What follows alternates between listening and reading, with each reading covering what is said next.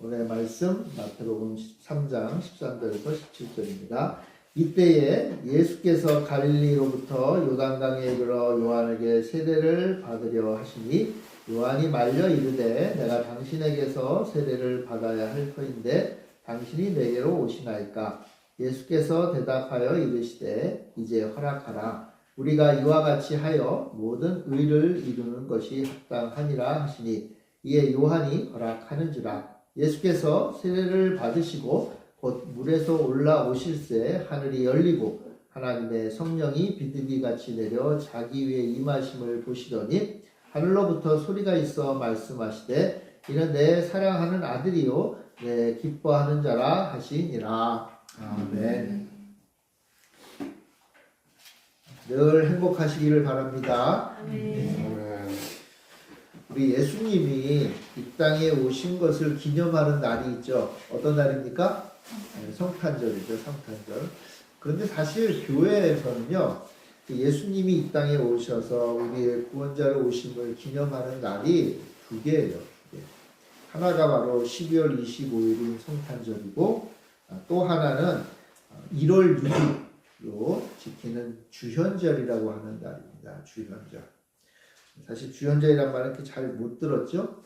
성탄절은 12월 25일만 되면 전 세계 교회들, 심지어는 교회 안 다니는 사람들마저도 기뻐하고 감사하고 즐기는 기념일이 되었지만 사실은 1월 6일인 주현절은 생소하죠. 왜냐하면 성탄절은 12월 25일은 교회뿐만 아니라 국가에서도 공휴일로 지정을 해줬잖아요. 그죠? 그러니까 성탄절이 주중에 어떤 날이 되든지 간에 교회에 모여서 예배 드릴 수가 있어요. 그래서 아마 교회에서는 성탄절 예배는 기억하고 꼭 드리는 것을 볼 수가 있습니다.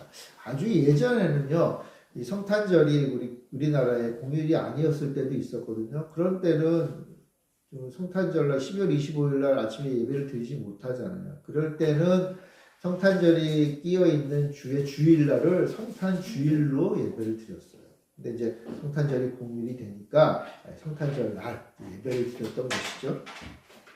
반면에 주현절은 뭐 국가 공휴일이 아니니까 1월 6일 이번 해는 월요일이었는데 그러니까는 모여서 예배를 드릴 수 없다 보니까 좀 잊혀진 그런 기념일이 되었다라고 볼 수 있습니다.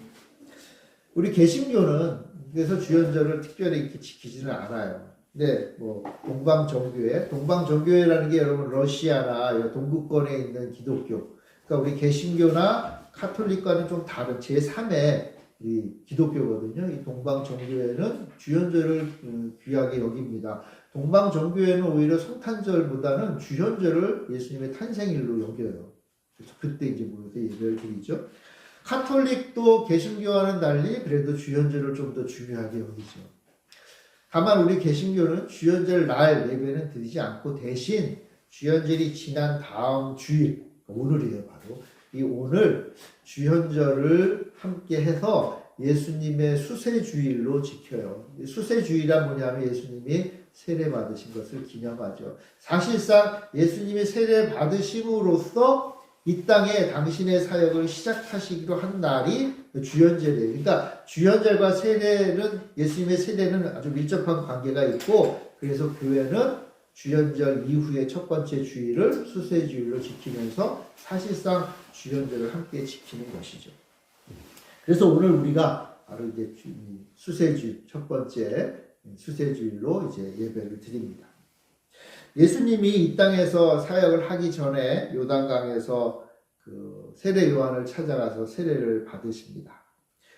세례 요한이 했던 일은 이스라엘 백성들에게 회개해라, 하나님께로 돌아와라, 그리고 거기에 대한 징표로 세례를 받아라. 이게 바로 세례 요한이 했던 사역이에요. 당시 이스라엘의 굉장히 요즘으로 말하면 아주 충격적인 그러한 일이라고 볼 수 있어요. 왜냐하면 원래 세례는요, 그리고 죄 용서는 어디서 받아야 되는가 하면 예루살렘 성전에 가서 해야 되거든요. 성전에 가서 성전에 들어가기 전에 세례를 해요. 깨끗하게 하는 정결 예식을 하고 제사장에게 제물을 바침으로 죄 용서를 받는다고 했던 거거든요. 그러니까 당연히 모든 이스라엘 사람들을 유대인들을 성전에 가야만 된다라고 생각을 했어요. 그런데 어느 날 진짜 갑자기 광야에서 있던 세례 요한이 나타나서 성전에 가서 할 것이 아니라 요단강에서 세례를 받고 회개하고 죄를 고백하고 회개하고 세례를 받아야만 된다고 하니까 깜짝 놀랄 만한 일이죠. 어떻게 보면. 근데 제사장들은 되게 싫어했죠. 그 심지어는 대제사장의 사주를 받은 헤롯 왕이 세례 요한을 죽이기까지 했잖아요. 그 이유가 다 그랬던 이유예요. 어쨌건 세례 요한에게는 많은 사람들이 왔고 그리고 예수님도 세례 요한에 가서 세례를 받으십니다. 이 예수님이 세례 받으시는 장면은요. 네 복음서 마태, 마가, 누가, 요한 네 복음서에 다 기록되어 있어요. 복음서가 예수님의 생애를 기록한 것 같지만 네 복음서 모두에 기록된 사건은 얼마 없어요. 얼마 없어요. 뭐가 있냐면 예수님이 세례받고 그리고 시험 받는 장면. 그리고 예수님이 모든 사람들을 먹이신 오병이의 사건. 그리고 마지막으로 예수님이 십자가에 달려 죽으시고 부활한 사건. 이것만 내복음서에 다 기록된 거예요. 그러니까 사실은 예수님이 세례받으신 사건은 예수님의 사역의 시작이고 모든 복음서가 인정한 가장 중요한 어떤 걸 보면 예수님의 사역의 시작인 바로 이 예수님의 세례 사건. 예수님의 세례 사건은 굉장히 중요한 것이다. 그 의미를 우리가 좀 살펴봐야 된다라고 생각이 들어요. 예수님은 세례를 받으심으로써 예수님이 하실 그 놀라운 일을 시작하셨고 그리고 세례가 무엇이고 우리도 왜 세례를 받고 그 세례가 우리에게 어떤 역할을 하는가를 이야기해 주는 중요한 사건이다라고 볼 수가 있습니다. 자, 예수님이 그래서 어쨌건 세례 요한에게 와서 나도 세례를 받겠습니다 라고 이야기해요. 그런데 세례 요한이 예수님의 말을 듣고 깜짝 놀라고 안 합니다. 못하겠다라고 얘기를 하죠. 예수님 세례 받으실 필요가 없습니다 라고 얘기를 해요. 세례 요한은 예수님이 어떠한 분인지를 좀 알고 있었던 사람이에요. 세례 요한이 얘기하잖아요. 아니 제가 오히려 예수님께 세례를 받아야 될 뿐입니다. 그러니까 세례 요한도 뭔가 좀 알고 있었던 거예요. 예수님은 보통 분이 아니다. 예수님이 하나님이시다라는 것까지는 아직 완벽하게 이해하지는 못했을지언정 예수님이 자기보다는 높은 분이다. 자기보다는 더 하나님께 가까운 분이다. 나는 예수님의 신발끈을 이 신발끈을 푼다는 것은 노예들이 하는 일이니까 그 정도도 못 된다라고 여길 정도로 예수님을 높이 봤던 분이 바로 세례 요한. 그러니까 예수님께 세례를 준다는 게 말이 안 된다고 생각을 했던 것이죠. 자, 그런데 예수님이 말씀하시죠. 아니다. 당신이 나에게 세례를 줌으로 하나님이 기뻐하시는 모든 의를 이루어야 된다라고 얘기해요. 과연 모든 의가 뭘까? 굳이 예수님이 세례 받으실 필요가 없는 예수님이 세례를 받으심으로 하고자 원하신 일이 무엇인가? 이거 우리가 좀 잘 알아야겠죠. 여러분 세례가 무엇입니까? 세례. 여러분들은 다 세례를 받으셨잖아요. 제가 우리 교회 교인 명부를 다 이렇게 정리할 때 보면 우리 교회 정식 성도들은 모두 다 세례 입교가 다 찍혀 있어요. 세례를 받았거나 입교를 했거나 똑같은 것이죠. 우리 다 세례를 받았어요. 그럼 세례 받는 게 과연 뭘까? 물론 세례 받는 것은요. 하나님의 나라와 앞으로 다가올 하나님의 나라, 이 땅에 임한 하나님 나라에 들어가서 하나님의 온전한 통치를 받기 위한 첫 번째 단계가 바로 세례예요. 세례는요, 우리가 영적으로 다시 태어나는 시간이고, 이제 하나님의 백성이 되었다는 증거고, 이제 새로운 삶을 시작하는 초석이 바로 세례예요. 그래서 세례를 영적인 생일이라고 얘기하잖아요. 세례 받는 날. 여러분들은 세례 받는 날 기억하세요? 세례 받은 날? 잘 기억하시는 분들도 있고. 우리 교회에서 세례를 준 분들은 제가 그 날짜를 다 기록을 해놨어요. 나중에 그날이 알아야 될 때도 있으니까. 어쨌건 그날은 영적으로 우리가 태어난 날이요. 이제 하나님 나라의 백성이 되는 날이요. 하나님과 함께하는 날이에요. 자, 그런 면에서 예수님은 사실 세례를 받으실 필요는 없죠. 왜냐하면 예수님은 이미 하나님 나라에 계신 분이고 하나님 나라에서 하나님과 함께 하셨던 분이니까 굳이 하나님 나라에 들어가는, 굳이 말한다면 입장권 같은 그 세례를 받을 필요는 없으시잖아요. 그래서 요한도 예수님은 세례를 받으실 필요가 없는 것 같아요 라고 얘기를 했던 것이죠. 예수님에게는 세례가 불필요해요. 그러나 예수님은 모든 의를 이루기 위해서 내가 세례를 받아야겠다. 그럼 예수님이 도대체 세례를 받음으로 원하신 그 하나님의 의, 하나님이 기뻐하시는 그 의는 뭐냐? 첫 번째는 예수님과 우리가 하나 되는 것, 연합하는 것. 연합을 위해서 세례를 받으신 것. 왜냐하면 잘 생각해 보세요. 하나님 나라에 들어갈 사람들은 그 하나님 나라에 들어가기 위해서 세례를 받았잖아요. 그죠? 그러니까 하나님 나라에 들어온 사람들은 다 세례 받은 사람들인 거예요. 자, 근데 예수님이 우리와 함께 하기를 원하세요. 예수님은 하나님이시지만, 하나님의 아들이시지만, 하나님 만드신 하나님의 백성들과 함께 되고 싶으신 거예요. 함께. 그러니까 어떻게 해야 돼요? 하나님 나라의 백성이 가지고 있었던 그 세례의 모습을 예수님도 하겠다고 하신 거예요. 왜요? 우리와 하나 되고 싶으셨어요. 우리와 하나 되지 않고 그저 우리를 창조하신 하나님으로 그냥 좀 다른 단계에 높이 계실 수도 있어요. 그렇게 있다고 해서 우리가 뭐라고 할 수 없잖아요. 그죠? 근데 예수님이 굳이 우리와 하나 되기를 원하세요. 왜요? 우리와 같은 존재가 되고 싶으신 거예요. 왜냐하면 한마디로 말해서 우리를 뜨겁게 사랑하시는 거예요. 우리와 같기를 원하신 거예요. 우리는 자꾸만 착각들을 해요. 야, 내가 좀 믿음이 있고 내가 좀 교회에 헌신을 하고 내가 뭔가 좀 거룩한 백성이 되고 내가 뭔가 좀 정결한 사람이 되어서 하나님같이 돼야지. 내가 예수님을 닮아가야지. 우리의 방향이 이렇게 가려고 해요. 여러분, 우리의 삶의 목표가 이렇게 되려고 하면 어떻게 되는지 아세요? 피곤한 인생들이 돼요. 피곤한 인생. 쉬운 일이 아니거든요. 여러분, 우리가 예수님 닮아가기가 쉽습니까? 어렵습니까? 쉬운가요? 세상 그것보다 힘든 일이 없어요. 그냥 세상에서 세상 사람들과 똑같이 사는 거는 어렵지 않아요. 그게 뭐가 어려워요? 그죠? 나도 세상 사람이니까. 세상 사람이 세상 사람들과 똑같이 사는 게 뭐가 어려워요? 세상 사람이 세상을 떠나서 초월해서 거룩하신 하나님 예수님처럼 살고 싶으니까 어려운 일이 발생하는 거예요. 쉽지 않아요. 그래서 저는 좀 내려놨어요. 쉽지 않다. 하나님 잘 아시죠?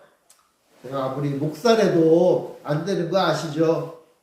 도대체 못 해먹겠어요. 우리 집사님들 때문에 속 터져서 못 해먹겠어요. 우리 성도님들 때문에 마음이 너무나 아파요. 그리고 저 자신을 볼 때도 너무나 불쌍해요. 야, 목사가 왜 이 모양 이 꼴인가. 모든 인간이 다 그래요. 그런데 그런 인간을 바라보시면서 예수님이 하신 일이 있어요. 내가 저들과 같이 돼야겠다. 내가 저들과 하나가 되어야겠다. 바꿔 말하면 뭐예요? 내려오시겠다는 거예요. 왜요? 우리를 너무나 사랑하니까 함께 있고 싶으셔서 예수님이 택한 방법이 뭐냐? 낮아지신 거예요. 내려오신 거예요. 우리와 함께 되기를 원하신 거예요. 그래서 첫 번째로 요한에게 말한 거예요. 우리 의를 이루어야겠다. 의가 뭐예요? 하나님 나라에 들어가는 표시잖아요. 의를, 누구의 의? 예수님이 이미 가지고 계신 것이지만 우리와 같이 되고 싶으셔서 뭐 하신 거예요? 우리처럼 세례를 받으신 거예요. 그러니까 예수님의 세례를 딱 볼 때 우리가 느껴야 될 것 첫 번째는 뭐냐면 예수님이 우리를 되게 사랑하시는구나. 우리를 너무나 사랑하셔서 우리와 같이 되고 싶으셨구나. 여러분, 우리가 만약 손자, 손녀가 있다고 생각해 보세요. 그러면은 너무나 귀엽고 사랑스럽잖아요. 심지어는요, 마음속에 야, 나도 쟤네들 같이 똑같이 되어서 같이 놀고 싶잖아요. 왜요? 사랑하니까. 나도 그렇게 되고 싶으니까. 예수님이 그러셨던 거예요. 우리를 너무나 사랑해서 우리와 똑같아지고 싶으시던 거예요. 그래서 뭐 하셨어요? 세례 받으신 거예요. 예수님이요 세례 받으시면서 요단강 물속으로 쑥 들어가셨잖아요. 그죠? 요단강 물속으로 쑥 들어가면서 우리와 하나가 되시고 요단강 물속으로 세례를 받기 위해서 쑥 들어가므로 예수님은 우리처럼 죽으신 거예요. 아니 이제 앞으로 우리처럼 죽기를 결심하신 거예요. 세례라는 게 뭐예요? 물속으로 들어감으로써 옛 사람은 죽고 이제 물속에서 나옴으로 새 사람이 태어나는 거잖아요. 예수님은 그럴 필요가 없으셨지만 이제 우리와 똑같아지고 싶으셔서 우리의 마음을 이해하고 싶고 우리와 함께하고 싶으셔서 예수님도 물속으로 들어가셨어요. 그리고 이제 다시 태어나시는 모습을 보여주셨어요. 예수님은 이 땅에 왕으로 오셨죠. 성경에 말하기를 자기 목숨을 많은 사람의 대속물로 주려 이 땅에 오신 왕이 예수님이에요. 그래서 예수님은 자기 자신을 먼저 바치고 하나님 나라의 백성을 새롭게 하기 위해서 물속으로 들어가신 거예요. 그러니까 예수님이 세례 받으실 때 우리는 세례 받을 때 내 죄가 이제 용서받고 내 옛 사람 죽고 새 사람은 태어났구나 나만 생각하는데 예수님은 그 안으로 들어가실 때 우리의 모두를 생각하십니다. 예수님은 우리의 대표가 되신 거예요. 그럼 대표가 되려면 우리와 똑같아져야 될 거 아닙니까? 그죠? 네? 우리나라 국가대표 선수는요, 우리나라 국적을 가져야 되잖아요. 왜? 우리와 같아야 되거든요. 우리와 같은 사람 중에 대표가 나오는 거예요. 우리와는 무관한데 우리의 대표가 될 수 없지요. 예수님은 우리의 대표가 되기 위해서 우리와 같아지시려고 세례를 받으신 겁니다. 예수님이 세례 받으신 것을 바라보며 야 예수님 우리와 하나가 되고 싶으셨구나 이 사실을 꼭 기억하시길 바랍니다. 자, 그리고 예수님이 이제 요한에게 세례를 받고 물 위로 올라오셨어요. 이때 세 가지 일이 벌어져요. 우리 16절 17절 같이 한번 읽어봅시다. 16절 17절 시작. 예수께서 세례를 받으시고 곧 물에서 올라오실새 하늘이 열리고 하나님의 성령이 비둘기같이 내려 자기 위에 임하심을 보시더니 하늘로부터 소리가 있어 말씀하시되 이는 내 사랑하는 아들이요 내 기뻐하는 자라 하시니라. 자, 예수님이 세례받고 물 위에서 올라오시니까 우리는 세례받고 올라와서 이런 일이 벌어지지 않는데 예수님 때는 아주 특별한 일이 벌어졌어요. 이것은 세례가 어떤 의미냐를 우리에게 알려주는 거예요. 자, 첫 번째 보면요. 하늘이 열린다. 그랬습니다. 다분히 좀 시적인 표현이죠. 하늘이 열리는 걸 저는 보지는 못해서 어떤 건지 잘 몰라요. 근데 가끔 영화 같은 거 보면 감독들이 자기의 상상력을 발휘해서 하늘이 열리는 장면을 보여주잖아요. 글쎄 하늘이 열리는 건 아마도 구름 사이에 햇빛이 쫙 내리쬐는 것을 그런 것을 아마 하늘이 열린다라고 표현했는지도 모르겠어요. 어쨌건 하늘이 열리는데 이거는요. 구약에 종종 등장하는 표현이에요. 특별히 선지자들이 많이 경험한 거예요. 에스겔 선지자가 2장 2절부터 3절에 보면 하나님으로부터 사명을 받는 장면이 나오는데 그때 뭐라고 되어 있는가 하면 그가 내게 말씀하실 때에 그 영이 내게 임하사 나를 일으켜 내 발로 세우시기로 내가 그 말씀하시는 자의 소리를 들으니 이렇게 했어요. 하늘이 열리고 하나님의 영이 나에게 임한다 라고 얘기해요. 이사야 선지자도요. 원하건대 주는 하늘을 가르고 강림하시고 이렇게 표현해요. 자, 그러니까 하늘이 열린다는 말은요. 하늘이 갈라진다는 의미도 있어요. 그러니까 하나님의 영이 이 땅에 있는 선지자에게 하나님의 백성에게 임하기 위해서 하늘이 열리는 거예요. 하늘이 열려야 뭐가 내려올 거 아니에요. 그죠? 문이 열려야 내려올 수 있잖아요. 그러니까 하늘이 열린다라는 말은 이제 하나님의 영이 이 땅에 임한다라는 의미와 같은 거예요. 말 그대로 하늘이 열리고 하나님의 영이 임한 거죠. 그래서 하나님의 영, 성령이 내려왔다라고 얘기를 해요. 저는 이 말씀을 읽으면서 이런 생각이 들어요. 내가 세례 받을 때는 하늘도 안 열리고 성령도 임하지 않았는데 안 보이니까 그죠? 근데 성경을 쭉 읽다 보면 세례가 어떤 의미인가를 우리에게 알려주시는 거예요. 그리고 우리가 세례 받을 때도요 하늘이 열리고 하늘의 영이 우리에게 임한 거예요. 우리가 눈을 못 떴다고 해서 그거는 거짓말이야 라고 말할 수 없잖아요. 여러분 안 보이는 일들이 얼마나 많이 벌어집니까?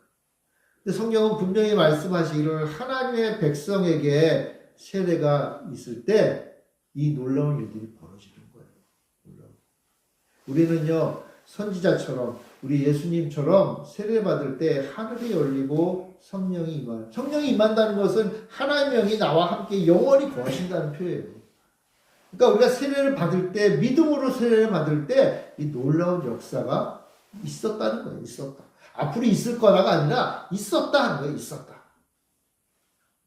성령이 강림하죠. 여기 보면은 성령이 비둘기같이 내렸다 그랬어요. 웬 비둘기 이런 표현하는데 사실은 성령이 임하실 때 비둘기 같다는 표현은 복음서 외에는 없어요.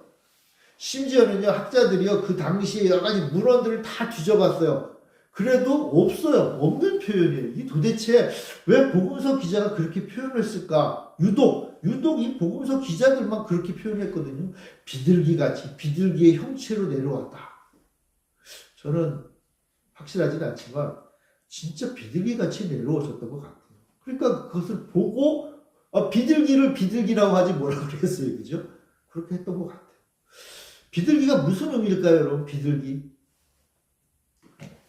제 생각에는 두 가지예요. 하나는 뭐냐면 비둘기는요, 하나님 앞에 제사로 드렸던 새예요.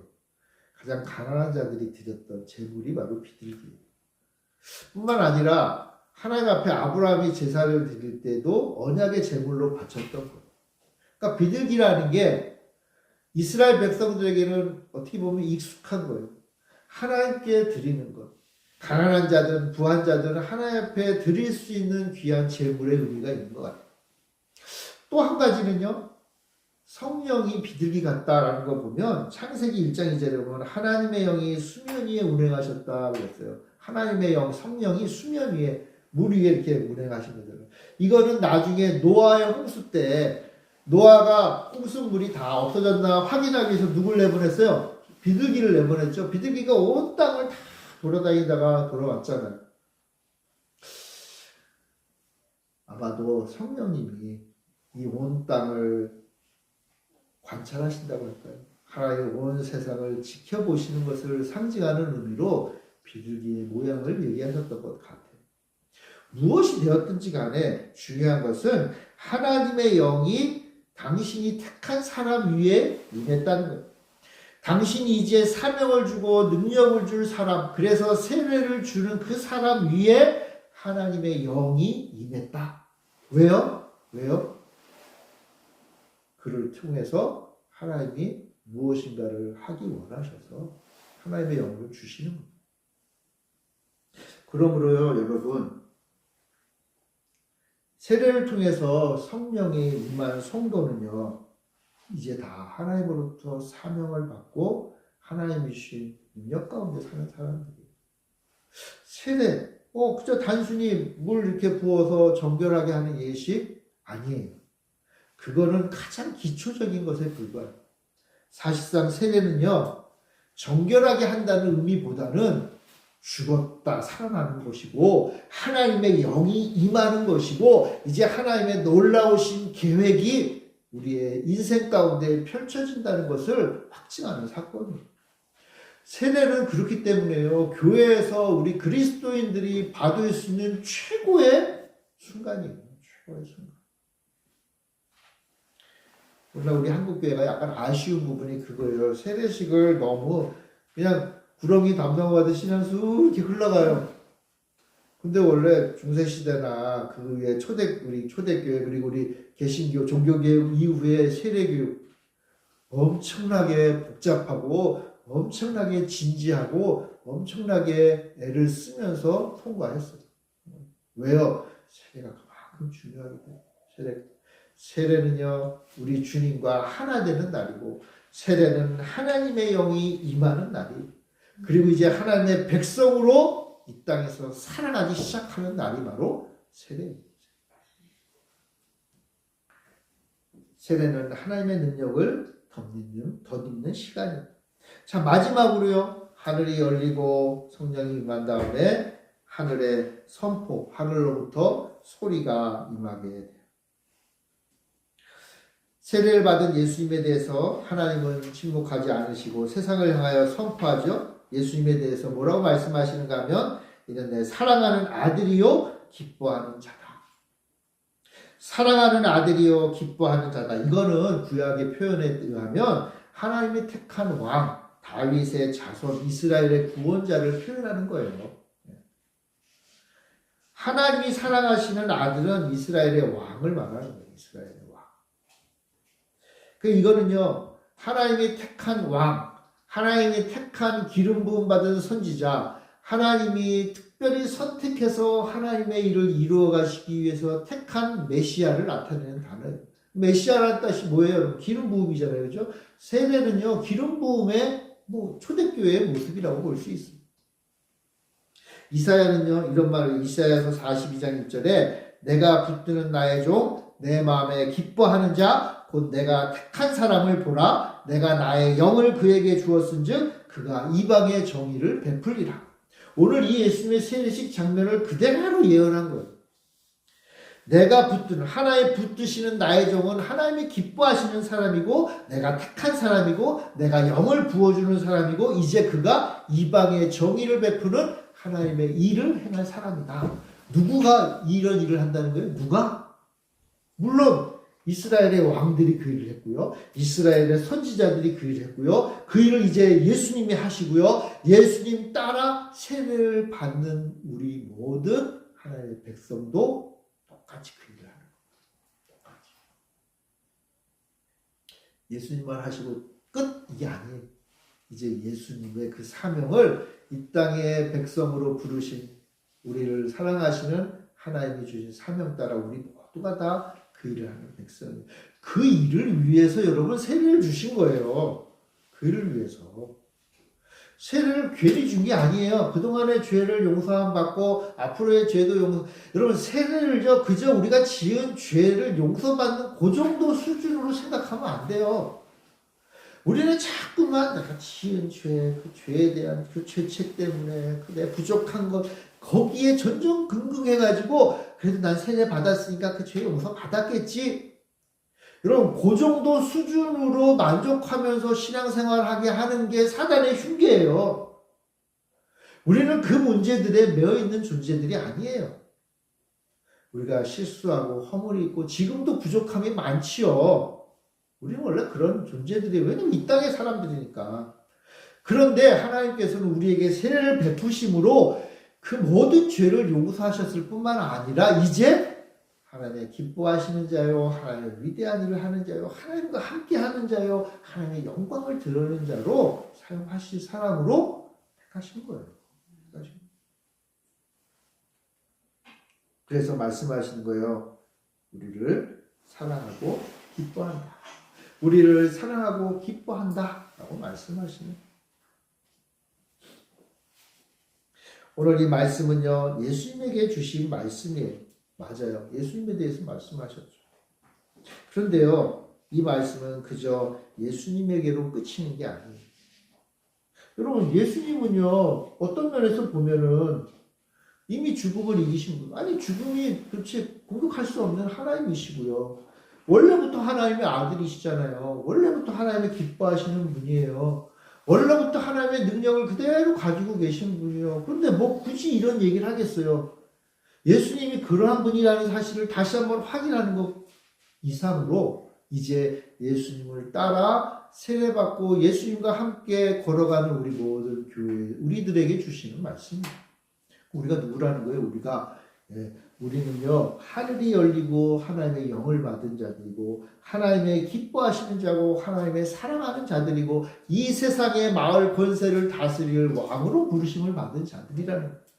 우리가 그런 사람들, 우리가 그런 권세와 우리가 그런 능력과 우리가 그러한 사명을 받은 자들이다. 그래서 세례를 주셨다는 거예요. 그래서 세례를 주셨다.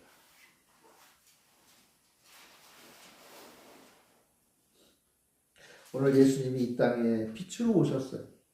사실은 예수님이 빛으로 오셨다는 것, 그게 주연절의 의미예요. 주연절. 이 세상에 빛으로 오신 주. 그 일을 위하여 예수님은 요한에게 세례를 받으셨어요. 죄인들인 우리와 함께 되기 위해서 하나가 되시기 위해서 세례를 받으셨고요. 우리의 대표가 되셨어요. 이제 뿐만 아니라 성령과 함께함으로 죽음의 권세를 이기고 참된 생명을 전하는 분이 되셨어요. 그리고 그 모든 복을 우리가 다 받게 될 거예요. 왜? 언제? 우리가 예수님 따라가면. 우리도 예수님의 이름으로 세례를 받으면, 예수님의 세례를 받는 요 장면이 그대로 우리의, 요 예수님 대신 우리의 이름을 넣으면 그대로 되는 거예요. 그대로. 그러면 오늘 이 말씀을 통해서 우리는 예수님이 누구인지를 알게 되었지만, 또한 동시에 우리도 누구인지를 알게 돼요. 내가 어떤 사람이구나 라는 알게 됩니다. 우리가 어떤 사람인가? 우리가 어떤 사람? 저는 곰곰이 서재에 앉아서 기도할 때마다 이런 생각이 들어요. 참 나는 보잘것없는 존재인데, 너무나 작은 존재인데, 우리 예수님이, 우리 하나님이 나에 대한 기대가 굉장히 많으시구나. 그렇죠. 왜 그럴까요, 여러분? 우리를 사랑하시니까. 물론 부모들이 자녀에 대한 기대가 크잖아요. 그죠? 자녀들은 알아요. 좀 나이 먹으면 자신의 한계도 알게 되고 내가 걸어가야 될 길도 제한됐다는 것도 알고 다 알아요. 근데 부모들은요, 이상하게요, 뭐가 싫었는지 자녀들에 대한 기대가요, 차고 넘쳐요. 자녀가 30이 되고 40이 되고 50이 되면 이미 인생은 우리가 어떻게 살아왔으니까 잘 알잖아요. 우리의 인생에 제한이 있다는 거 다 알거든요. 부족한 게 다 알거든요. 근데 자식만 생각하면 이상하게 그게 없어져요. 자녀에 대한 기대가요, 자녀가 태어나는 그 순간에 가졌던 기대를요, 자녀가 40, 50, 60이 돼도 변치 않더라고요. 왜 그럴까요? 너무나 사랑하니까. 너무나 기대하니까. 우리 하나님이 우리를 그렇게 바라고 계시는 거예요. 너무나 사랑해요. 그리고 그 기대를 저는 나도 능력 없고 우리 자녀도 한계가 있으니까 이루어지기 쉽지 않다는 걸 알지만 우리 하나님은 놀라운 능력을 가지고 계신 분이니까 그 기대를 이루실 수도 있는 분이에요. 얼마나 복돼요, 그죠? 야, 그러니까 앉아서 이제 생각합니다. 날 보면 안 되지만 그래도 모르지 우리 아버지가 뭐 역사를 이루어 주실까?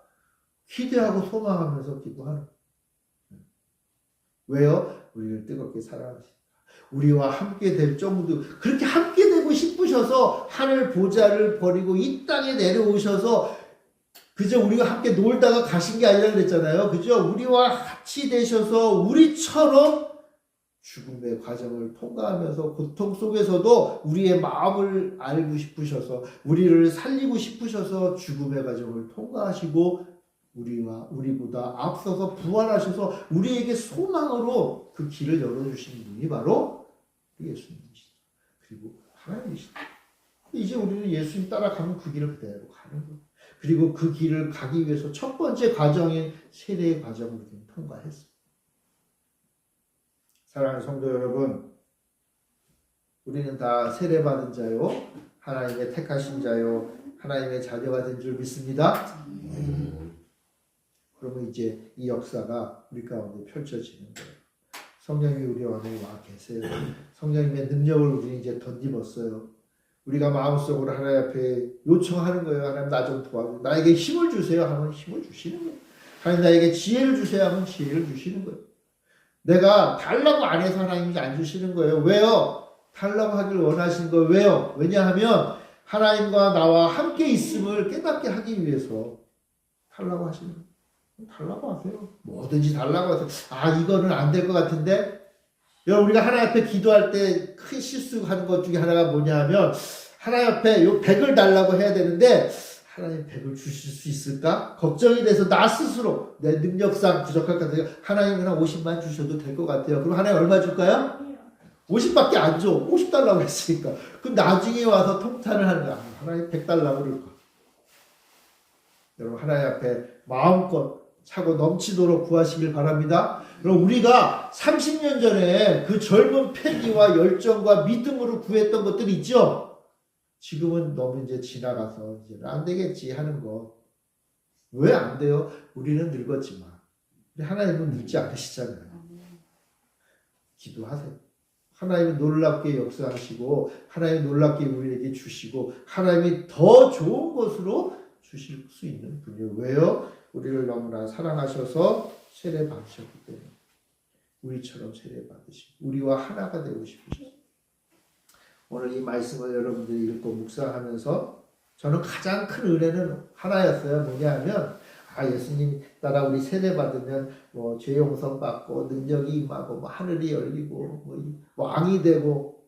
근데 그것보다 더 좋았던 건 뭐냐면 하나님이 나와 같이 되고 싶구나. 내 옆에 있고 싶으셨구나.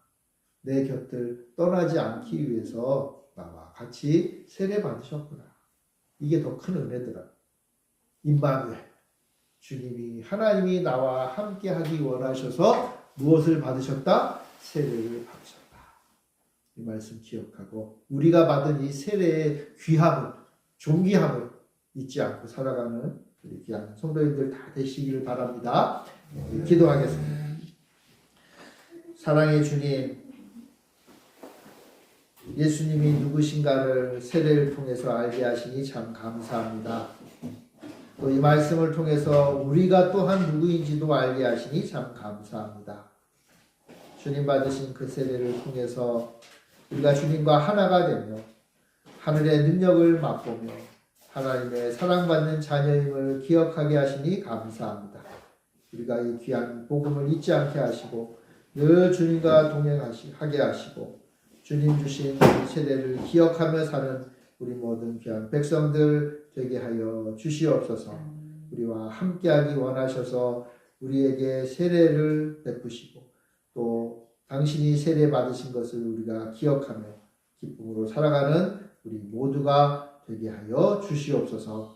감사드리며 예수님의 이름으로 기도합니다. 아멘.